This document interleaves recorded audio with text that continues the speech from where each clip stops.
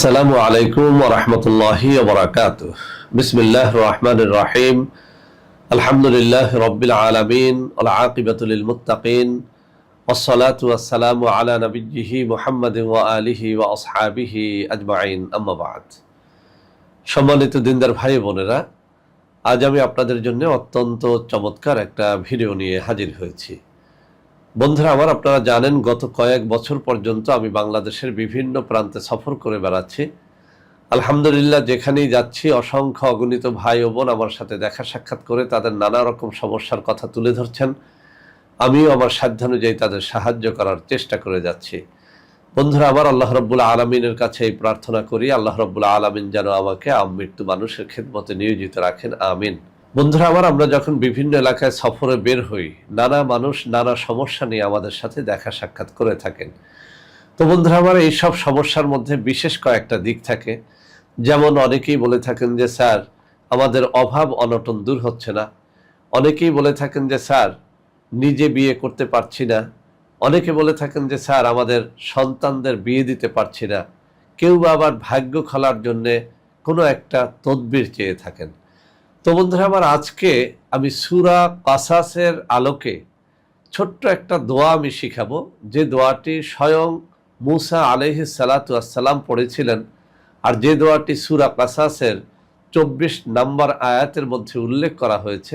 মুহাদ্দিসিনে কিরাম লিখে থাকেন, হযরত মূসা আলাইহিস সালাতু ওয়াসসালাম সূরা কাসাসে বর্ণিত যে দোয়াটি পাঠ করেছিলেন, এই দোয়াটির মাধ্যমে মূলত তিনি 3টা নেয়ামত লাভ করেছিলেন। সুবহানাল্লাহি ওয়া বিহামদিহি সুবহানাল্লাহিল আযীম।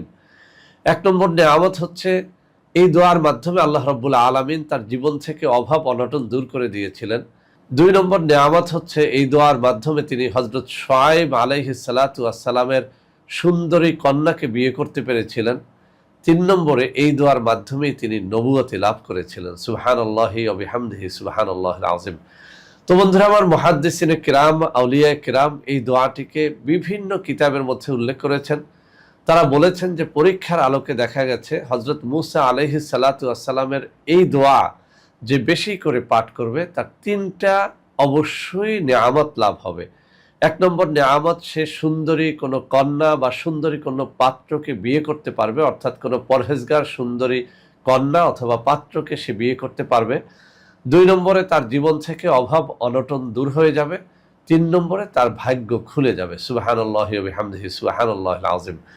তো বন্ধুরা আমার, যে সমস্ত বাবারা মায়েরা আমার সাথে দেখা সাক্ষাৎ করে বলে থাকেন যে স্যার, কন্যা সন্তান আছে কিন্তু বিয়ে দিতে পারছি না। অনেকে এটাও বলে থাকেন যে স্যার, আমার বেশ কয়েকটা ছেলে সন্তান আছে, সবার বিয়ে হয়ে গেছে, একটা ছেলের বিয়ে কোনোভাবেই হচ্ছে না। তো আসলে আমাদের দেশের মানুষ অনেক রকমের আছে, কেউ বদ কেউ ভালো। অনেকেই আছেন যারা একটা ভালো মেয়ের বিয়ে আটকিয়ে রাখার জন্য নানা রকম তদবির জাদুটোনা বানসেহের করে থাকেন। আবার অনেকে আছেন যে একটা ভালো ছেলে, তার বিয়েটা যাতে না হয় সেজন্যও নানা রকমের বানসেহের জাদুটোনা করে থাকেন। তো যে কারণেই আপনার সন্তানের বিয়ে বন্ধ হোক না কেন, আমি আজকে যে দোয়াটি শিখিয়ে দিব, এই দোয়াটি যদি কোনো পাত্র বা পাত্রী বেশি করে পাঠ করে, সে অবশ্যই কোনো একটা ভালো পাত্রী অথবা ভালো পাত্র খুঁজে পাবে, অর্থাৎ আল্লাহ রাব্বুল আলামিন মেহেরবানি করে তার বিয়ের ব্যবস্থা করে দেবেন। 2 নম্বরে, যাদের অভাব অনটন লেগেই থাকে, কোনোভাবেই অভাব অনটন দূর হয় না, তাদের জন্য আজকের এই দোয়াটি অত্যন্ত কার্যকরী। অভাব অনটন দূর করার নিয়তে যারা এই দোয়াটি বেশি করে পাঠ করবেন, তাদের জীবনে অভাব থাকবে না ইনশাআল্লাহ। 3 নম্বরে, যারা বলেন যে স্যার, সবাই কাজ পায়, সবাই চাকরি পায়, সবাই ভালো কিছু পায়, আর আমি যেখানেই যাই আমার ভাগ্যটা খোলে না, আমি সেই সব জিনিস পাই না যা আমি খুঁজে বেড়াই। তো এরকম যারা আছেন, ভাগ্য নিয়ে খুব দুশ্চিন্তার মধ্যে আছেন, তাদেরকেও বলবো, আল্লাহ রাব্বুল আলামিনের পবিত্র কুরআনুল কারীমের সূরা কাসাসে বর্ণিত মূসা আলাইহিস সালাতু ওয়াসসালাম পঠিত এই দোয়াখানা বেশি করে পাঠ করলে আপনার ভাগ্য খুলে যাবে। তো এই জিনিসগুলো আমি কিন্তু পরীক্ষার আলোকে বলছি। এই দোয়াটি যে সমস্ত পাত্র পাত্রীদেরকে শিখিয়েছি, তারা পাঠ করে বলেছেন যে স্যার, আলহামদুলিল্লাহ আমাদের বিয়ে হয়ে গেছে। ওই সব অভাবী মানুষ যারা বারবার আমার কাছে ধর্ণা দিতেন, তাদেরকে যখন এই দোয়াটি শেখালাম, অনেকেই বলেছেন যে স্যার, আলহামদুলিল্লাহ আমাদের অভাব অনটন থেকে আমরা মুক্তি পেয়ে গেছি। অনেকেই বলতেন যে স্যার, চাকরি হয় না, যেখানেই যাই সেখানেই অন্ধকার দেখি, ভাগ্য খোলে না। তাদেরকেও শিখিয়েছি, আলহামদুলিল্লাহ অনেকেই বলেছেন ভাগ্য খুলে গেছে। যেহেতু পবিত্র কোরআনুল কারীমের আয়াত এবং স্বয়ং মুসা আলাইহিস সালাতু ওয়াসসালাম অত্যন্ত কায়মনোবাক্যে এই দোয়া পাঠ করে তিনি বহু নিয়ামত লাভ করেছেন, আমরাও যদি সেই বিশ্বাস সেই ইরাদা রেখে আল্লাহ রাব্বুল আলামিনের কাছে এই দোয়ার মাধ্যমে প্রার্থনা করতে পারি, ইনশাআল্লাহ আপনার আমার জীবনের সমস্ত কষ্ট দূর হয়ে যাবে, বিবাহ যদি না হয়ে থাকে সেটি হয়ে যাবে এবং ভাগ্য খুলে যাবে। তো বন্ধুরা আমার, এই যে দোয়াটা আমি এখানে উল্লেখ করলাম, এই দোয়াটির একটা অত্যন্ত সুন্দর শানে নুজুল রয়েছে। আমি সংক্ষেপে সেই শানে নুজুলটা আপনাদের সামনে উল্লেখ করতে চাই। এর দ্বারা এই দোয়াটার প্রতি আপনাদের ভক্তি শ্রদ্ধা বেড়ে যাবে এবং আপনারা এই দোয়াটি পড়তে ইনশাআল্লাহ উদ্বুদ্ধ হবেন। তো বন্ধুরা আমার, ঘটনাটি বিভিন্ন কিতাবে বর্ণিত হয়েছে। ঘটনা হচ্ছে এরকম, হযরত মুসা আলাইহিস সালাতু ওয়াসসালাম তখনও নবুয়তি লাভ করেন নাই। তিনি তৎকালীন বাদশাহ ফেরাউনের দরবারে চাকরি করতেন। তো তিনি একবার অত্যন্ত রাগান্বিত হয়ে ফেরাউনের এক কর্মচারীর গালে খুব জোরে একটা চড় মারেন, সাথে সাথেই কর্মচারীটি ওখানে মৃত্যুবরণ করে। তো এই ঘটনার পর হযরত মুসা আলাইহিস সালাতু ওয়াসসালাম অত্যন্ত ভীত হয়ে ফেরাউনের দরবার ত্যাগ করেন এবং মাদায়েন শহরের উদ্দেশ্যে যাত্রা করেন। তো হযরত মুসা আলাইহিস সালাতু ওয়াসসালাম যখন যাত্রা করেন তার হাতে কিছুই ছিল না, একেবারে কপর্দক শূন্য অবস্থায় তিনি যাত্রা করেন।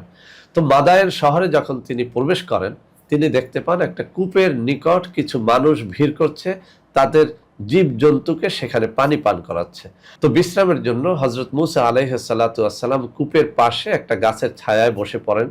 তিনি লক্ষ্য করলেন অদূরেই দুটো মেয়ে একেবারে জড়সড় হয়ে বসে আছে, তাদের সাথেও কিছু জীবজন্তু আছে, কিন্তু তারা কোনোভাবেই ভিড় ঠেলে জ্যাম ঠেলে পানি পান করানোর সুযোগ পাচ্ছে না। হযরত মুসা আলাইহিস সালাতু ওয়াসসালাম তাদের কাছে গেলেন, বিনীতভাবে বললেন যে বালিকারা, তোমরা কেন তোমাদের জীবজন্তুদের পানি পান করাচ্ছ না? বালিকারা অত্যন্ত বিনীতভাবে বলল যে ভাই, আমরা হযরত শুআয়ব আলাইহিস সালাতু ওয়াসসালামের কন্যা, আমরা তো পর্দা করি, আমরা কিভাবে ওই সব লোকদের ঠেলে ওখানে গিয়ে পানি পান করাবো?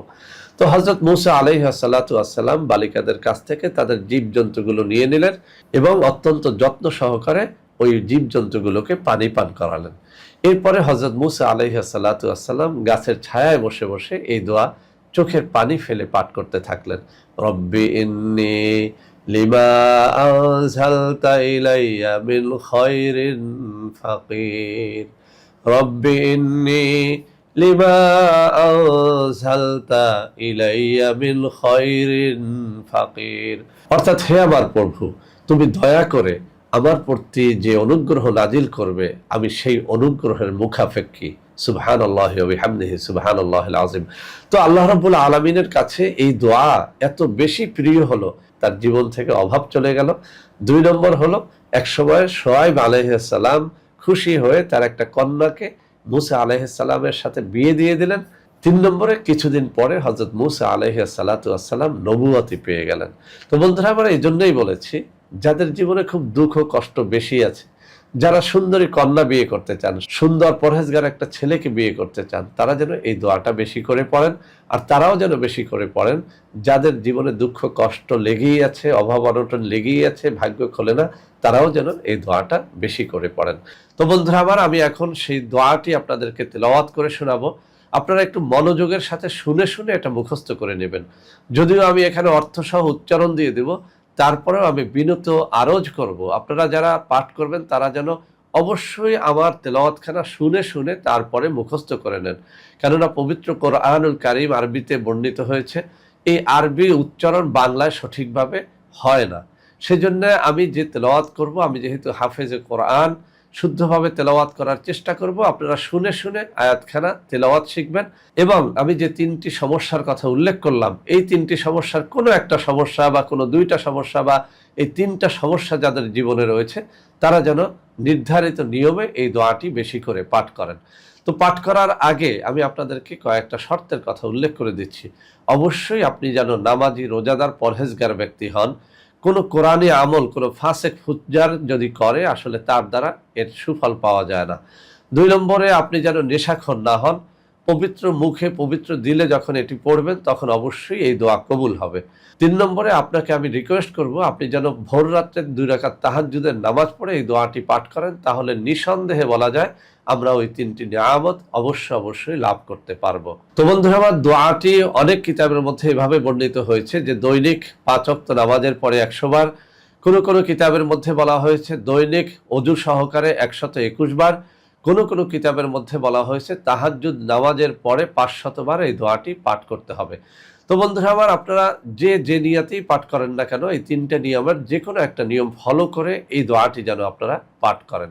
তো বন্ধুরা আমার, দোয়াটি পাঠ করার শুরুতে কয়েকবার দুরূদ শরীফ পাঠ করে নেবেন, শেষে কয়েকবার দুরূদ শরীফ পাঠ করবেন এবং দোয়াটি এমনভাবে পাঠ করবেন যেন আল্লাহ রাব্বুল আলামিনকে আপনি সচক্ষে দেখতেছেন, আপনি নিজেকে আল্লাহ রাব্বুল আলামিনের সামনে হাজির জেনে এরপরে দোয়াটি এমনভাবে পাঠ করবেন যেন দোয়াটি কবুল হয়ে যায়। অর্থাৎ আপনি হৃদয় খুলে দোয়াটি পাঠ করবেন, চোখের পানি ফেলে দোয়াটি পাঠ করবেন। আমি বিশ্বাস করি ইনশাআল্লাহ এই দোয়ার মাধ্যমে আমি যে 3টি নিয়ামতের কথা বলেছি অবশ্যই আপনারা তা পেয়ে যাবেন। তো বন্ধুরা আমার, দোয়াটির শুরুতে একবার বিসমিল্লাহ পাঠ করে নেবেন, 100 বার পড়েন আর 500 বার পড়েন, প্রতিবার বিসমিল্লাহ পাঠের প্রয়োজন হবে না। তো বন্ধুরা আমার, আমি দোয়াটি পাঠ করছি। দোয়াটি এসেছে পবিত্র কোরআনুল কারীমের সূরা কাসাসের 24 নম্বর আয়াতে। আল্লাহ রাব্বুল আলামিন হযরত মুসা আলাইহিস সালাতু ওয়াস সালাম কর্তৃক পঠিত এই দোয়াটি পবিত্র কোরআনুল কারীমে উল্লেখ করেছেন। তো বন্ধুরা আমার, দোয়াটি এভাবে হৃদয় দিয়ে পাঠ করবেন। বিসমিল্লাহির রহমানির রহিম। রব্বি ইন্নী লিমা আনজালতা ইলাইয়া মিন খায়রিন ফাকির। চোখের পানি ফেলে হৃদয় খুলে আল্লাহ রাব্বুল আলামিনের কাছে এভাবে প্রার্থনা করবেন। রব্বি ইন্নী লিমা আনজালতা ইলাইয়া মিন খায়রিন ফাকির। রব্বি ইন্নী লিমা আনজালতা ইলাইয়া মিন খায়রিন ফাকির।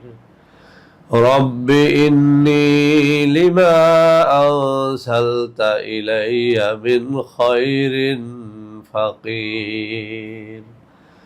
রব্বি ইন্নী লিমা আনজালতা ইলাইয়া মিন খায়রিন ফাকির।